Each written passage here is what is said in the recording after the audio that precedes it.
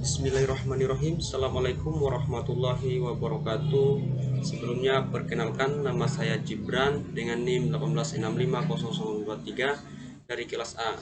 Di sini saya akan mereview kembali tugas 10 manajemen proyek TI tentang fase pemrograman. Jadi pertama, pendahuluan. Pemrograman adalah merupakan bagian yang paling mudah. Itulah yang kita sangat kenal sebagai tipe-tipe teknik. Pada kenyataannya, sebagai manajer proyek, Anda mungkin menemukan cara sendiri untuk mengendalikan staf Anda dari memulai program yang terlalu cepat. Selalu ada tekanan untuk melakukan sesuatu dengan benar. Tidak hanya dari tim proyek, tetapi dari manajemen tingkat tinggi. Aktivitas-aktivitas pada fase ini adalah menulis program. Kejadian pentingnya adalah menguji program, rencana tes sistem, dan paling tidak mulai pada dokumentasi user. Kedua, daftar pemeriksaan pemrograman atau pre-programming checklist. Sebelum Anda memulai pemrograman, jawablah pertanyaan berikut. Apakah pemeriksaan desain memerlukan pengerjaan kembali? Jika ya, jadwalkan waktu mulai dan penundaan pemrograman. Kedua, apakah sumber daya yang direncanakan dan programmer masih tersedia? Jangan terlalu optimis dengan proyek orang lain yang selesai tepat waktu. Jika ada pergantian staf, apakah Anda akan menguji kembali produktivitas mereka? Terus pertanyaan ketiga, apakah orang-orang ini telah dilatih? Programmer harus mengetahui tentang sistem operasi, bahasa pemrograman, program paket, dan alat-alat pemrograman yang akan digunakan. Mereka juga harus mengenal dengan baik aplikasi user dan masalah bisnis. Pastikan bahwa mereka telah membaca requirement, dokumen, dan functional specification.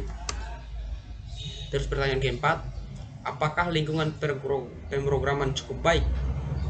Anda membutuhkan kemudahan untuk menggunakan software, pengembangan, dan alat-alat pemrograman. Komputer pengembangan harus mempunyai respon yang cepat, harus tersedia ketika diperlukan, dan harus dapat diandalkan. Terus berikutnya adalah langkah-langkah pemrograman. The programming steps. Langkah pertama adalah rencana penggabungan. Menurut akal sehat, Anda tidak akan dapat membuat semua program sekaligus dan kemudian membuang semuanya. Ini memerlukan rangkaian langkah demi langkah. Rencanakan urutan di mana Anda akan menggabungkannya. Bab 9 ini merinci beberapa metode untuk menggabungkan bagian-bagian tersebut, tetapi Anda harus merencanakan urutan penggabungan ini sekarang. Karena Anda harus menulis program supaya dapat digabungkan. Ini disebut rencana tes sistem, sistem test plan. Terus langkah kedua, mendesain modul, desain the module. Programmer menerima beberapa tingkatan desain dari fase desain.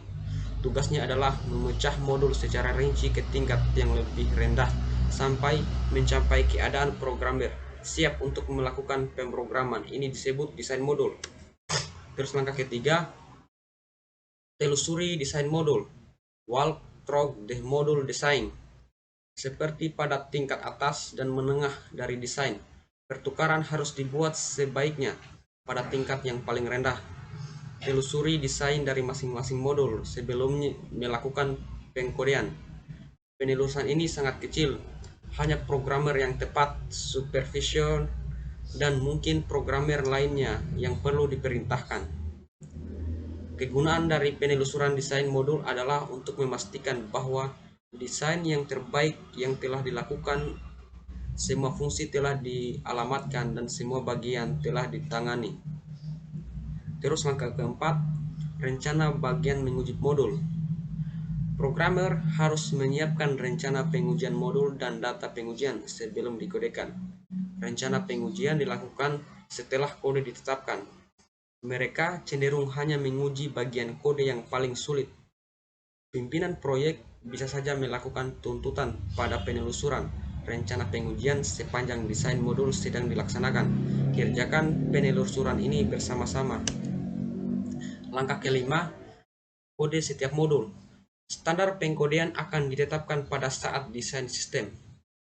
kita tidak membahas bagaimana membuat program.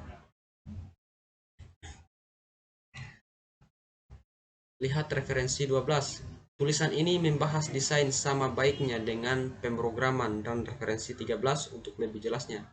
Berikut ini adalah ringkasan dari sebuah program terstruktur, yaitu pertama, jika berukuran kecil, aturan dasarnya adalah kira-kira 100 baris kode yang dapat dieksekusi dan listingnya tidak lebih dari 2 halaman.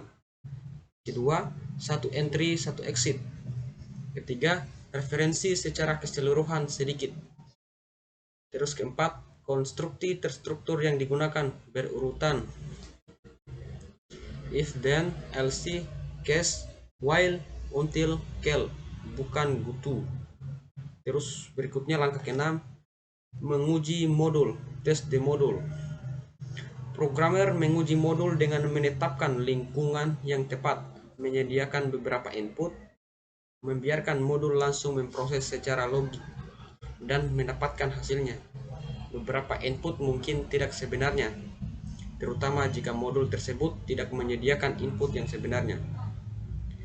Modul seharusnya diuji dalam 2 tahap, yaitu tahap pertama disebut pengujian white box. Programmer harus mengetahui isi di dalam modul dan menyediakan data pengujian, sehingga masing-masing path logikal dalam programmer dapat dieksekusi. Tahap kedua atau pengujian black box dapat dilakukan dalam pengujian ini. Programmer mengabaikan bagian dalam dari modul, data disediakan secara berurut dan dianggap seperti pemakaian sebenarnya. Terus langkah ke-7, menguji level terendah dari integrasi. Jika modul utama memanggil submodul, programmer harus menggabungkan dan menguji semua modul secara bersama-sama. Bahkan jika programmer tidak bertanggung jawab untuk menulis submodul, programmer harus menguji perintah call dan return dari seluruh modul. Metode terbaik untuk melakukan hal ini adalah membuat sebuah program stub atau potongan program sebagai pengganti submodul. Potongan program ini dapat terdiri dari 4 baris program yang menunjukkan bahwa kontrol sudah diterima dengan baik. Tampilkan parameter penerima. Jika perlu, dilakukan pengontrolan kembali dengan beberapa parameter yang tidak sebenarnya. Kemudian langkah ke-8, menyimpan semua hasil pengujian penggabungan modul-modul yang telah diuji. Hasil pengujian digunakan untuk menyusun statistik yang menunjukkan penyebab, cara perbaikan, serta biaya-biaya yang dibutuhkan untuk memperbaiki kesalahan-kesalahan program. Pimpinan proyek biasanya mengepalai penggabungan ini pada sistem berukuran kecil sampai sedang. Software seperti CMS, Kode Management System, sangat berguna untuk manajemen konfigurasi, menjamin program tetap berjalan sesuai versinya, dan mengubah ke source code. Langkah ke-9, memulai dokumentasi user. Get started on the user documentation. Apakah programmer bertanggung jawab pada dokumentasi user atau tidak? Tahapan ini adalah waktu terbaik untuk menjawabnya. Dokumen-dokumen berikut mungkin harus ditulis. Pertama, tuntutan pemakai, user guide. Dokumen ini dapat ditulis oleh programmer, penulis teknis, atau bahkan user sendiri. Tampilkan kembali FS yang mempunyai bagian rinci mengenai menu, layar form, dan user interface lainnya. User guide yang baik adalah terbagi dalam bagian-bagian yang menunjukkan tingkatan user yang berbeda-beda. Sebagai contoh, dalam user guide sistem ABC, harus ada bagian yang disebut register function atau warehouse function atau lainnya. Materinya harus disesuaikan agar user dapat menggunakan secara normal. Hal ini membuat user guide berguna untuk mempelajari sistem. Urutan populer lainnya untuk user guide adalah menelusuri menu-menu perintah secara logika. Pada akhir dari user guide ini disediakan referensi dari setiap perintah, menu form, dan pesan yang ditampilkan secara alfabet. Terus berikutnya tuntutan pemeliharaan. Bagaimana Anda menemukan programmer untuk merinci dokumen dari program mereka untuk pemeliharaan berikutnya? Kebanyakan manajer proyek mengalami kesulitan dalam hal berikut. programmer enggan untuk melakukan dokumentasi